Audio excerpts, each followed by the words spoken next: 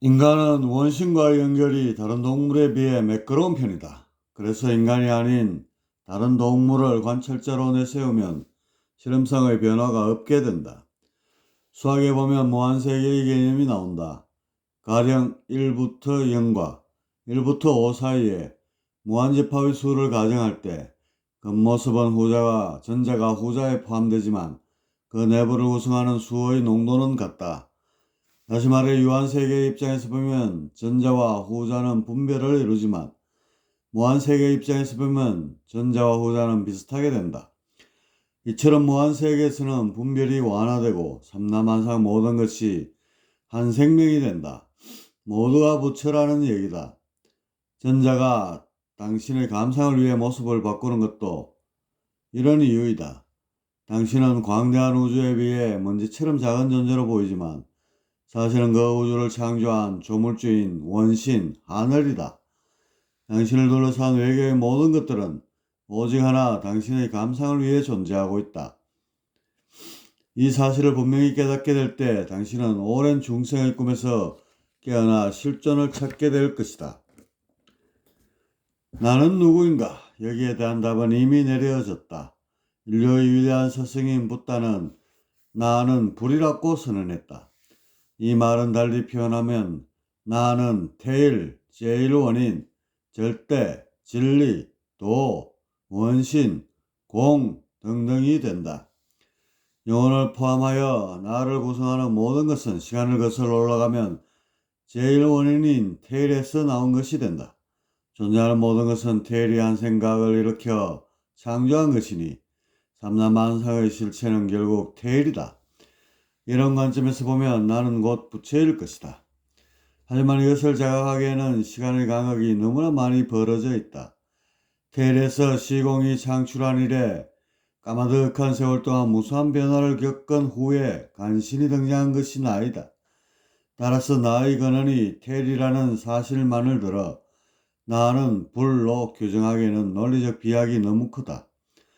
어느 누가 나는 불을 마다하겠나마는 문제는 이처럼 나를 불로 인식하기에는 태일이었을 적의 기억이 눈꼽만큼도 없다는 것이다. 불에 대한 정보가 전혀 없는 사람들은 당신이 부처라고 한다면 이것을 어떻게 받아들여야 할까? 믿고 싶어도 논리적 납득이 없이 믿을 수는 없는 노릇이다. 따지고 보면 나와 불은 동질이긴 하나 그건 먼 옛날 이야기고 현재는 그 격차가 너무 벌어져서 아득하게만 느껴질 뿐이다. 그런데 혹시 우리 스스로가 그렇게 이질적으로 생각하는 것은 아닌가? 부처와 중생의 거리는 인식의 차이에서 온다.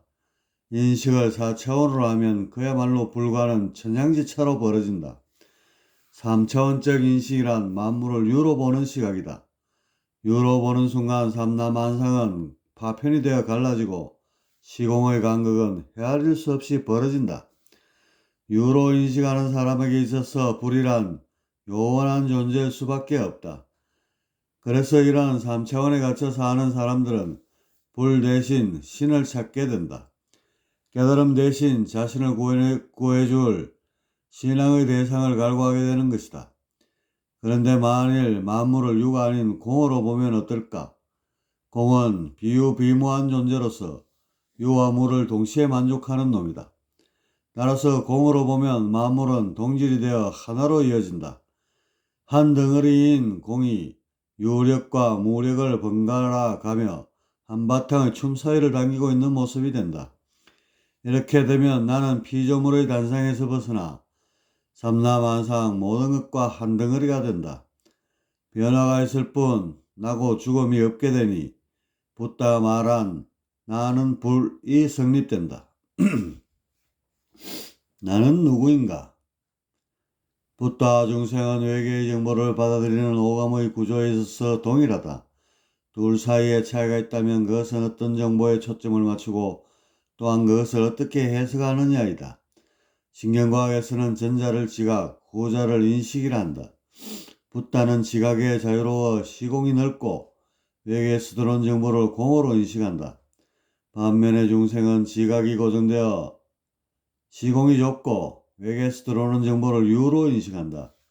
중생은 아집으로 걸러진 편협한 정보를 유로 해석하기에 만물과 단절되어 파편으로 살아간다.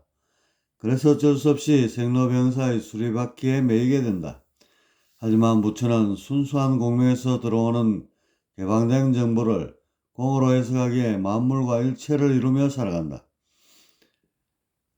그래서 나고 죽음이 없으면서 무한한 변화를 즐기게 된다. 창조를 이루며 영원히 존재하니 이런 부처의 삶을 일컬어 열반이라 한다. 이처럼 지각과 인식의 차이에 의해 부처와 중생은 나뉘고 이런 이유로 부처의 눈엔 부처만 보이고 중생의 눈엔 중생만 보인다는 말이 나오게 된다. 이렇듯 사물을 바라보고 정보를 해석하는 관점에 따라 의식의 차원, 즉 영역은 갈라진다. 공으로 본다는 것은 구체적으로 어떤 것인가? 만물을 유가 아닌 비유, 비무한 실존으로 보는 것이다. 그런데 붓다의 공은 단지 실존으로만 보는 것을 뜻하지는 않는다. 실존에 집착하는 순간 그것은 실존이 아니기 때문이다. 금강경에 보면 붓다는 아상, 인상, 중생상, 수자상이 없으면서도 있다고 한다. 이 넷을 중생의 사상이라 하는데 여기서 아상은 나 위주로 보는 시각, 인상은 나와 남을 동시에 보는 시각, 중생상은 부처와 중생으로 나누어 보는 시각, 수자상은 시공과 정보의 전멸로 보는 시각을 각각 말한다. 근데 부처는 아상, 인상, 중생상, 수자상이 없으면서 아상, 인상, 중생상, 수자상을 다 지니고 있다고 한다. 이것이 무슨 말인가 하면 부처는 실존과 허상에 대한 분별조차 없다는 뜻이다. 부처는 상대계와 절대계의 구분마저 초월하여 그 어떤 것에도 걸림이 없는 경지에 머무른다. 그래서 부처는 어떤 때는 중생이고 어떤 때는 부처가 된다. 중생과 부처에 대한 분별이 전혀 없기에 해탈이라 한다. 필자는 시종일관 독자들로 하여금 유의 관점에서 벗어나 정보로 볼 것을 권했다.